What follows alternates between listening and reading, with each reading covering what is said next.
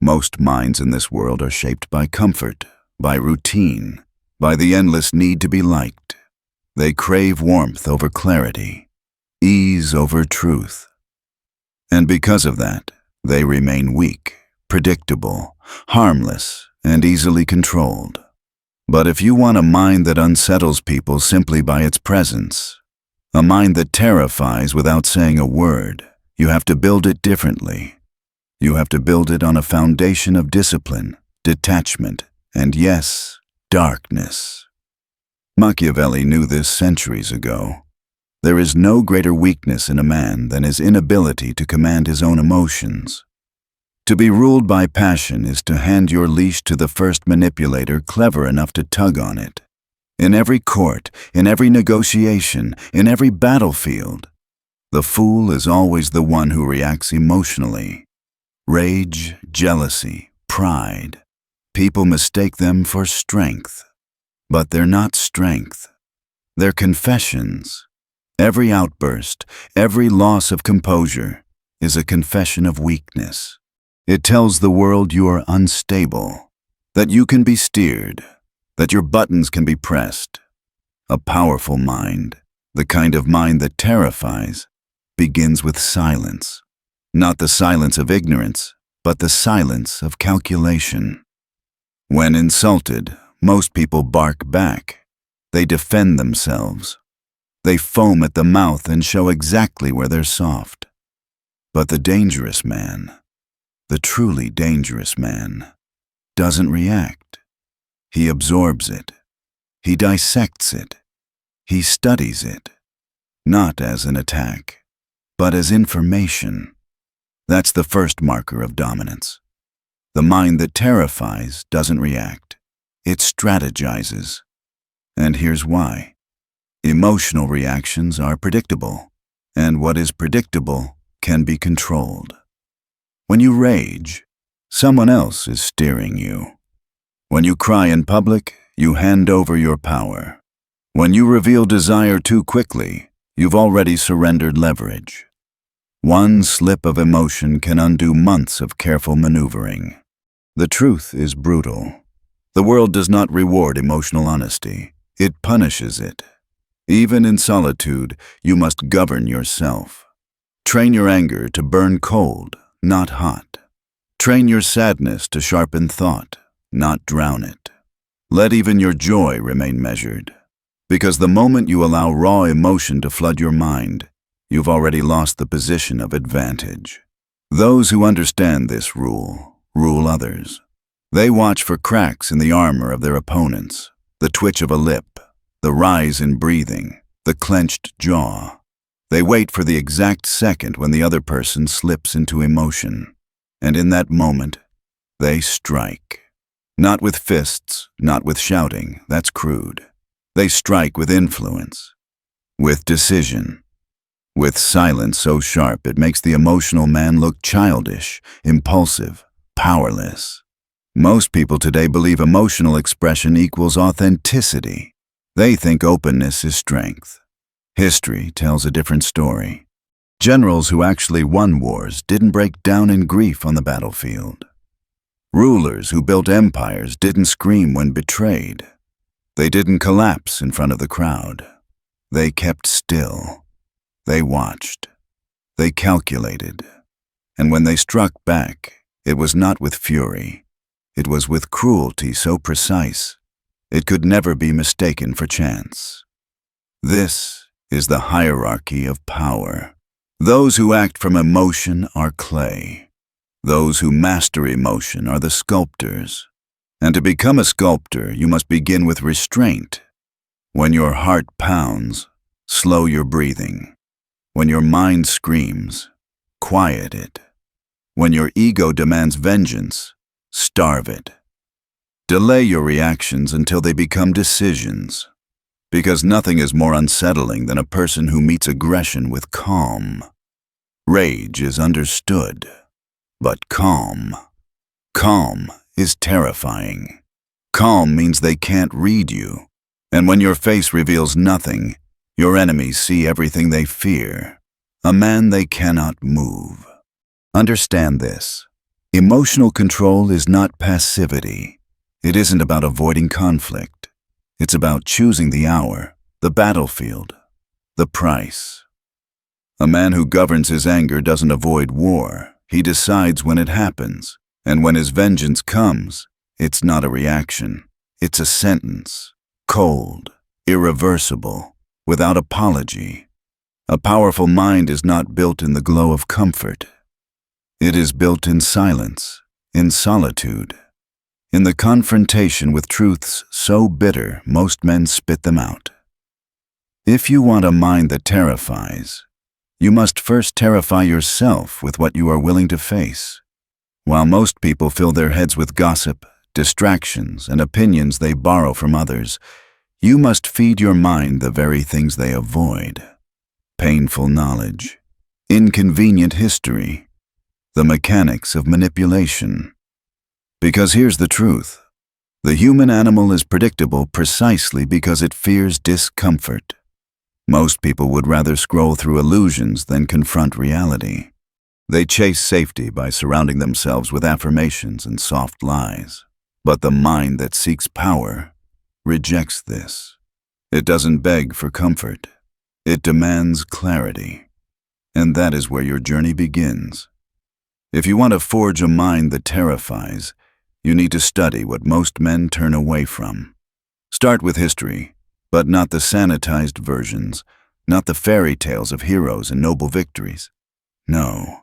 Read the cold accounts of tyrants, betrayals, coups, and empires that fell not because of weakness, but because of mistakes in perception and power. Study the Romans, not just for their glory, but for their cruelty. Read about silent poisonings, about men who smiled while sharpening daggers behind their backs. These aren't just stories, they are manuals, and the lessons they contain are eternal. Don't limit your knowledge to what society tells you is safe. Read the banned books, study propaganda. Learn how cults grow, how lies spread, and most importantly, why the masses want to believe them. Because once you understand that hunger for illusion, you can use it. When others are lost in the fog of distraction, you will be clear-eyed. When they scroll blindly, you will already have memorized the rule book they don't even know exists. And philosophy? Choose carefully. Don't drown yourself in moral systems that pretend all men are inherently good. Don't buy into utopian ideals. Look for thinkers who peel back the mask of civilization and show the animal underneath. The men who write not for comfort, but for survival. Those who knew that under stress, human beings don't rise to virtue, they fall back to instinct. Dominance, fear, desire. Read them not for inspiration, but for ammunition. Because every idea is a weapon. Every truth is a map. And when you learn to see people not as mysteries, but as systems, predictable, programmable, fragile, you stop living as prey and start walking as a hunter. This is the brutal clarity. Psychology is not just for healing. It's for power. You must understand the fears that move the herd, how scarcity shapes desire, how status governs behavior, how 90% of decisions are ruled by emotion, not reason. Once you grasp this, you'll move through the world with precision, never loud, never violent, but always 2 steps ahead. But be warned, this path isolates you. The deeper you see, the more blind everyone else will appear. You'll watch people beg for approval, submit to false authorities, hand away their thoughts for nothing but validation. And you'll say nothing. Because what would be the point? They're asleep. They want to stay asleep. And every mind that refuses to wake up becomes another piece on the board you are quietly learning to master. That's why your education can't be safe. It has to be ruthless. Every subject you study must serve a strategic purpose. If it doesn't, discard it. Don't learn for decoration. Learn for domination. Learn about deception not so you can lie constantly, but so you can see lies before they touch you. Learn about influence, not so you can manipulate blindly, but so you're immune when others try to. Learn about fear not to fall into it, but to weaponize it. The strong mind consumes what is ugly, uncomfortable, and forbidden. It takes in what makes others recoil, because it knows the world is not ruled by hope. It is ruled by information. And information, especially the kind no one else dares to touch, becomes an unshakable advantage. But there's another chain you have to break if you want a mind that terrifies: the need for approval. Approval is the leash that keeps most men shackled. Society is the dealer, feeding you with likes, with applause, with empty compliments. Be good and we'll reward you. Play along and we'll accept you.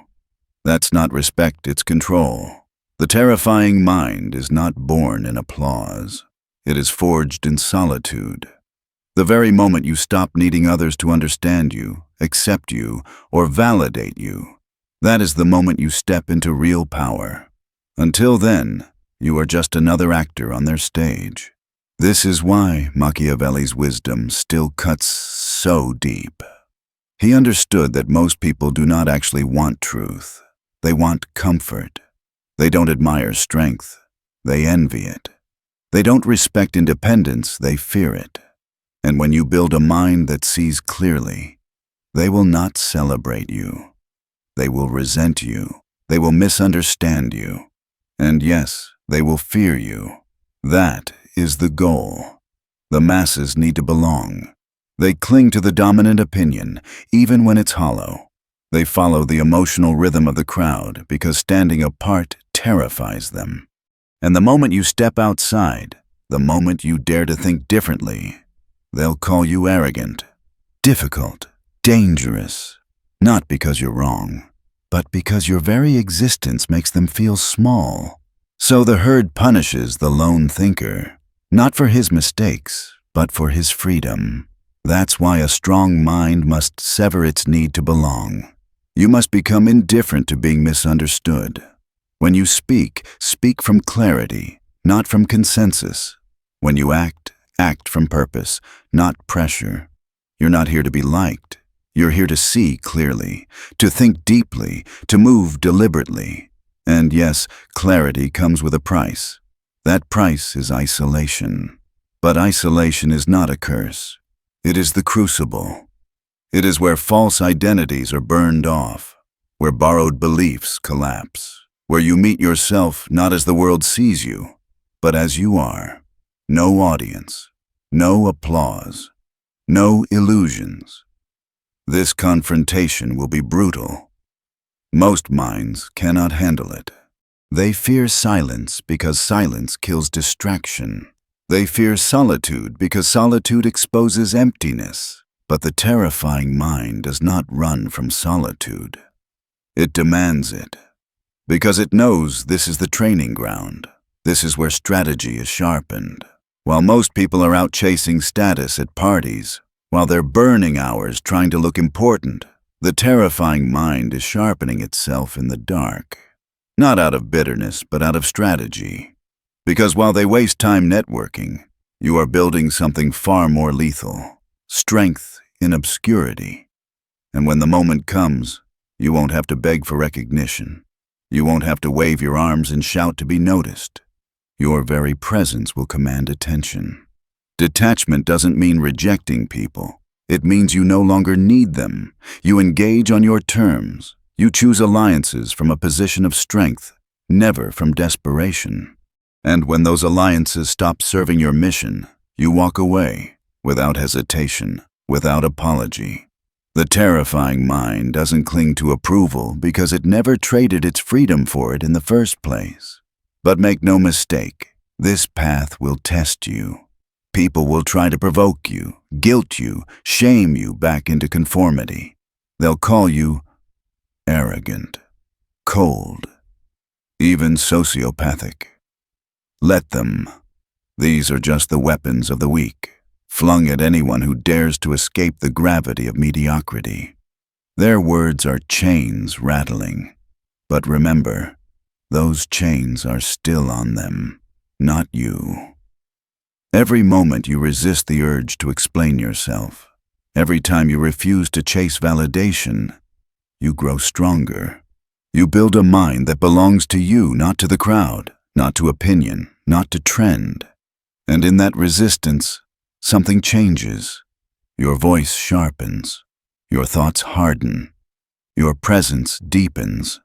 That unpredictability unsettles people, not because you're dangerous, but because it reminds them how domesticated they've become. Here's the truth. Approval is a prison disguised as a reward. The sooner you walk away from it, the sooner you begin to understand power. And once you stop fearing rejection, once you stop molding your thoughts to fit fragile minds, you become untouchable. Isolation, then, is not punishment. It's purification. It's where you strip away every illusion you wore to be accepted. It's where you meet the raw self you've been avoiding. And yes, it hurts. It feels brutal at first, because weak minds run from silence. They drown themselves in noise, but the terrifying mind welcomes silence like a training ground. In that silence, you study, you train, you reflect. While others distract themselves, you're forging discipline. And when you emerge, your presence doesn't ask for respect, it commands it. This is why Machiavelli insisted that real power doesn't come from rage. Rage is predictable. Everyone understands it. Real power comes from calm, from unreadability, from stillness that unnerves. The terrifying mind doesn't simply absorb knowledge. It learns how to weaponize it. It calculates. It maneuvers. It turns every truth into leverage. Domination doesn't always require force. It requires perception, precision. The most powerful weapon is not the sword, it's the illusion of the sword. And the battlefield of psychological warfare isn't outside, it's inside people's minds. To master it, you must understand this. People are ruled not by reason, but by insecurity. They may dress in armor made of ego, but beneath it they carry shame, inadequacy, and fear. The terrifying mind recognizes those fractures, not to mock them, but to exploit them if necessary. One carefully placed word, one pause at the right moment, one act of indifference, that alone can destabilize a person if it hits their hidden weakness. Control is never announced. It's implied.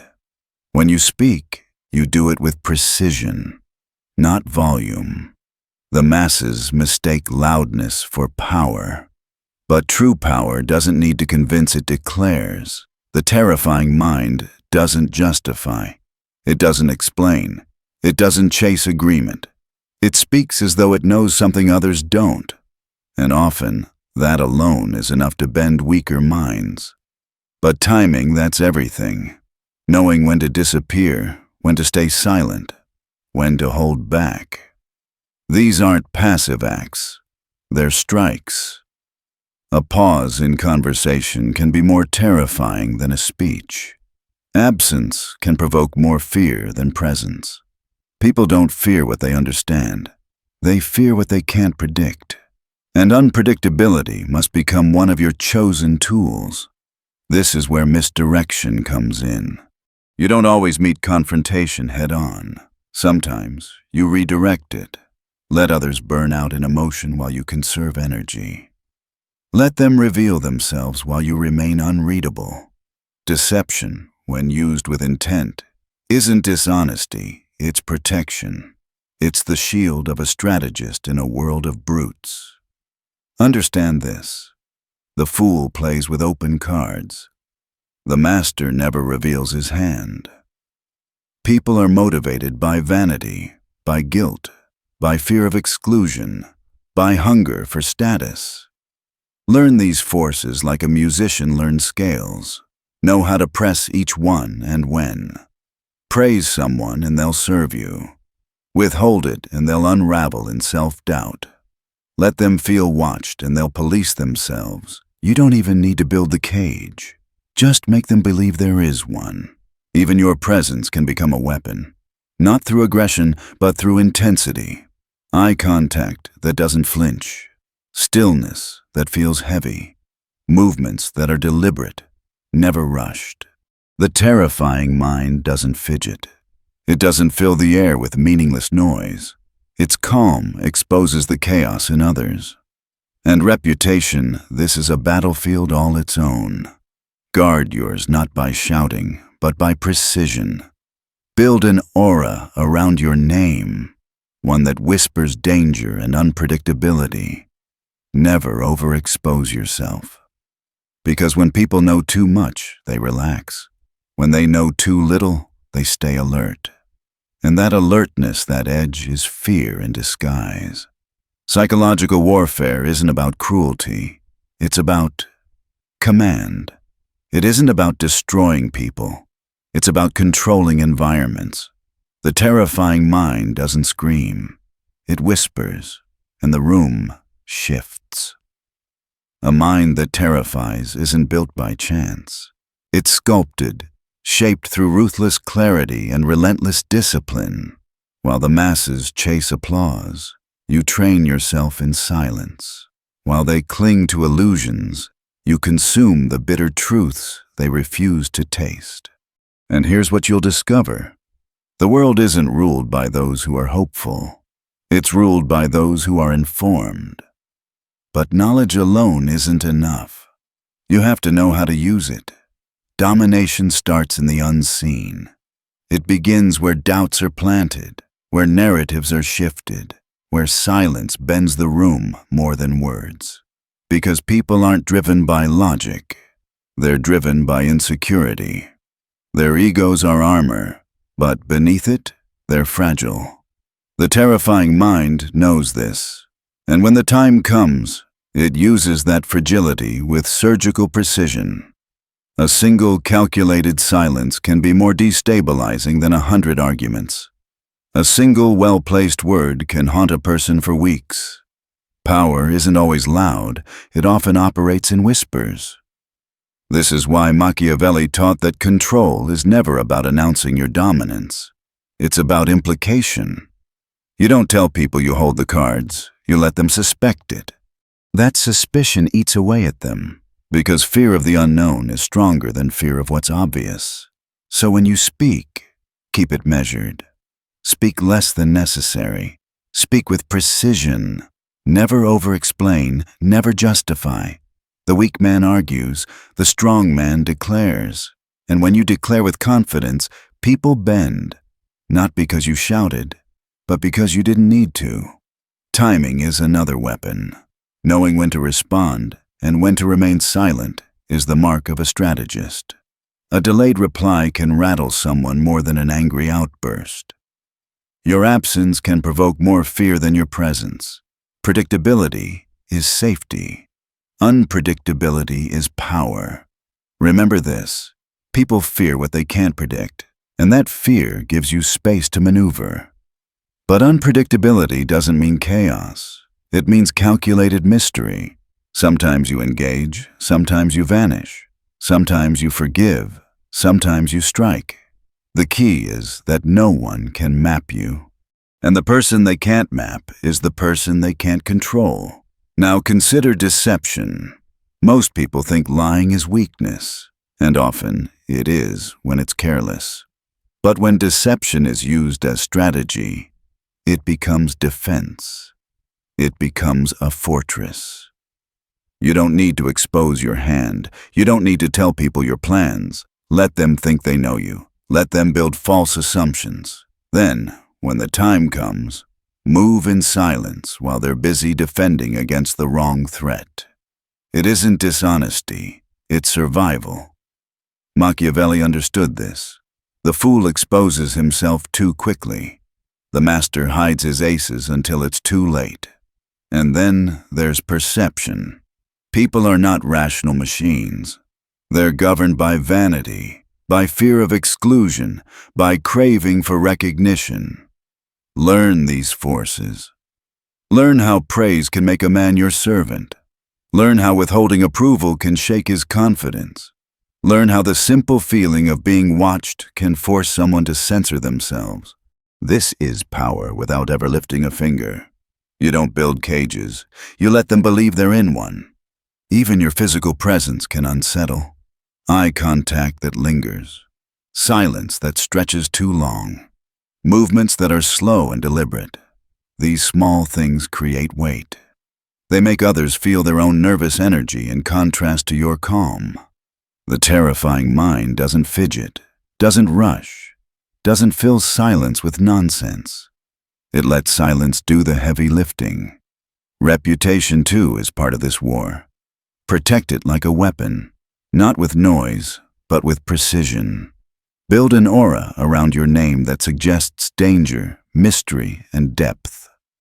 Never overexpose yourself, because when people think they know everything about you, they relax. But when they know too little, they remain on edge. And that edge is respect disguised as fear. Mystery is leverage, and leverage is power. Understand this clearly. Psychological warfare is not about cruelty. It's about command. It's not about crushing people. It's about orchestrating the entire environment. The terrifying mind doesn't need to raise its voice. It doesn't need to prove itself. It whispers, and the entire room adjusts. It disappears, and the room waits in suspense. It isn't about seeking war, but when war comes, it's already won before the first move. Because in the end, this kind of mind doesn't just think. It calculates. It doesn't just observe. It maneuvers. And it doesn't just survive. It dominates quietly, precisely, relentlessly. This is the mind Machiavelli admired. Unreadable, untouchable, and terrifying, not because it is violent, but because it cannot be moved. A mind that terrifies is not built in the light of applause. It's forged in the shadows, through solitude, silence, and the ruthless rejection of illusion. While others trade their freedom for comfort, you carve yours out of discipline. This is the ultimate transformation. You stop reacting. You stop explaining. You stop chasing respect. Instead, you build presence so heavy that people adjust themselves around you. Think about this. Most people want to be liked.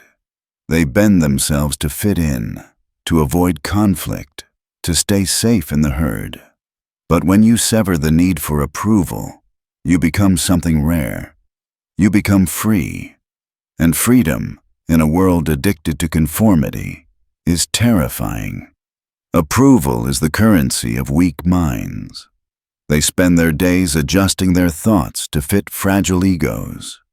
They apologize for seeing what others refuse to see. They avoid rejection like it's death. But here's the paradox. Once you stop fearing rejection, you stop being controlled by it. That's when clarity enters. You begin to see how most people's lives are not their own. They are puppets of the crowd, prisoners of opinion. You, on the other hand, become unpredictable, untamed. And it's that unpredictability that makes others uneasy. The terrifying mind isn't defined by what it shouts, but by what it withholds. It's not feared for its rage, but for its calm. Not for its volume, but for its silence. Because silence in the right moment can cut deeper than words ever could. Machiavelli understood this. He knew that domination doesn't always come from force. It comes from perception. And the most powerful perception you can create is that you cannot be moved. People are ruled by insecurities. They parade in armor, but beneath it, they carry fear. The terrifying mind sees those fractures. It doesn't need to exploit them constantly, but it knows it can. And that knowledge alone is power. Sometimes all it takes is one gesture, a pause too long, a silence after an insult, a calm look that doesn't break. These small things expose weakness in others. They make people unravel, not because you attacked, but because you didn't. Power, then, is never in the noise. It's in the atmosphere. It's in the tension you create by being unreadable. This is why timing is everything. Knowing when to step forward, when to vanish, when to answer, when to remain silent. A delayed move often terrifies more than an immediate one. Absence can speak louder than presence. Mystery unsettles because it denies people certainty. Never give them the full map. Keep parts of yourself hidden. Let them wonder. Let them guess. Let them overthink. Because the more they try to read you, the more power you have over them. Reputation plays into this as well. Guard yours like a weapon. Build an aura that suggests depth, danger, unpredictability. Be the name people whisper about. Not the one that trends for noise, but the one that lingers in the back of their minds. When people don't know what you'll do next, they tread carefully. That carefulness is control. The purpose of all this isn't cruelty, it's command. You don't destroy for pleasure, you orchestrate. You shape the environment without announcing it. You shift the atmosphere without raising your voice. Because the terrifying mind doesn't seek war. It wins before war even begins. And here's the final truth. The mind that terrifies doesn't belong to chance. It doesn't belong to charm. It doesn't belong to naive goodness. It belongs to those who reject illusion and embrace clarity. Those who study ruthlessly. Those who train themselves to be unmoved.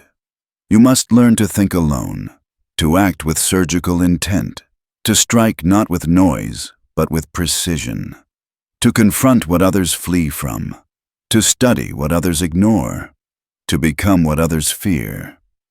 This is the Machiavellian mind. Cold, clear, untouchable. While the masses drown in conformity, you stand apart. While they crave applause, you walk in silence. While they cling to the comfort of belonging, you build the strength of detachment. And when the world tries to provoke you, to shake you, to guilt you back into submission, you'll remain calm. Because by then, you'll understand, power is not in reacting. It's in refusing to be moved. That is how you build a mind so strong, so unreadable, so precise, that it terrifies people.